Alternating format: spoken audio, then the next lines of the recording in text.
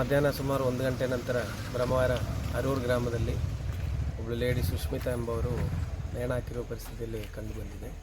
ಅವರೊಟ್ಟಿಗೆ ಅವರ ಮಗು 1.5 ವಯಸ್ಸಿರುವಂಥ ಮಗು ಸಹ ನೇಣು ಹಾಕಿರುವಂಥ ಪರಿಸ್ಥಿತಿಯಲ್ಲಿ ಕಂಡುಬಂದಿದೆ.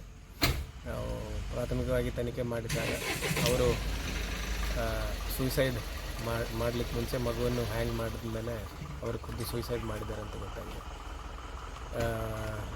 ಘಟನಾ ಸ್ಥಳದಲ್ಲಿ ಒಂದು ಸೂಸೈಡ್ ನೋಟು ಸಿಕ್ಕಿದೆ. ಅದರಲ್ಲಿ ಈ ಘಟನೆಗೆ ನಾನೇ ಹೊಣೆಗಾರರಾಗಿರ್ತೀನಿ ಅಂತ ಹೇಳಿ ರೀತಿಯಲ್ಲಿ ಬರೆದಿದ್ದಾರೆ. ಮತ್ತು ಬೇರೆ ಯಾವ ಕಾರಣಕ್ಕಾಗಿದೆ ಅಂತ ಮತ್ತೆ ತನಿಖೆ ಮುಂದುವರಿಯುವಾಗ ಗೊತ್ತಾಗ್ತದೆ.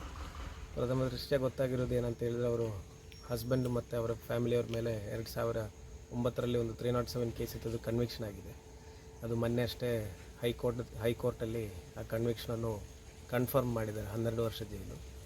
ಅದರಲ್ಲಿ ಆ ವಿಷಯ ಬಗ್ಗೆ ಒಂದು ಮಾಡಿರಬಹುದು ಅಂತ ನಮಗೆ ಪ್ರಾಥಮಿಕವಾಗಿ ಅನುಮಾನ. ಮತ್ತು ಅದಲ್ಲದೆ ಬೇರೆ ಏನಾದರೂ ಕಾರಣಗಳಿದೆ ಅಂತ ಮತ್ತೆ ತನಿಖೆಯಲ್ಲಿ ಗೊತ್ತಾಗ್ತದೆ.